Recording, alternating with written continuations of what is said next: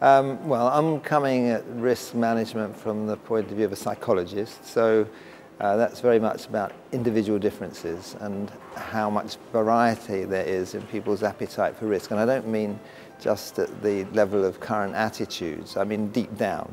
People are just as animals are, just as you've got meerkats and lions, they've got a completely different idea about risk. Well, those sorts of differences, somewhat surprisingly, are also evident in us. So some people are very risk averse and very anxious, and others are very gung-ho and can't get enough uncertainty and risk. They love it. So they love probably all sorts of exciting adventures. Prefer to go backpacking in South America than to go to a smart hotel in Brighton, for their holidays sort of thing. So, there's an interface here between the psychology and the risk management end of it, because you have risk managers and your profession have all the structures and the frameworks and the vocabulary, and we're coming at it from a rather different point of view. And it's just interesting to see how fruitful that can be. So I think this presentation was about that. It was about introducing them to this concept of risk type, that we all are a different risk type, or no, we all have a particular risk type, and that has a very pervasive influence over life on what you are prepared to do and not. So it's getting that point across, and also the subtlety of it, because overlying that are current attitudes and moods. Nobody's restrained entirely by their personality.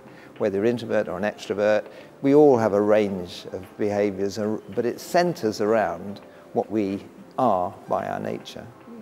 Well, I would say that whether or not something is dangerous or not depends entirely in whose hands it is.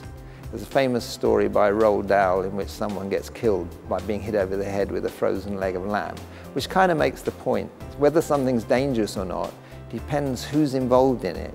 And so I think as long as that message seeps in, then that's going to help risk managers. But the people who take most away are the people who are sufficiently open-minded to not only take it on board, but to see the possibilities, because I think there are considerable potential for that approach to develop new and interesting practices for risk managers and put them in a slightly different place, rather than being the ones who said, no, you can't do this and no, you can't do that, but actually developing teams in a constructive, positive way, recognizing that any organization needs risk takers just as much as it needs people who are more cautious and compliant by nature.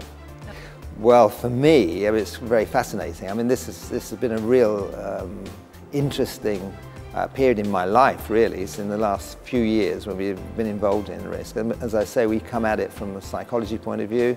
What I don't know is the vocabulary and the structures. So while I'm here, I'm finding it really interesting to hear other people's presentations, because it also triggers a way in which these two approaches can be integrated and beneficial.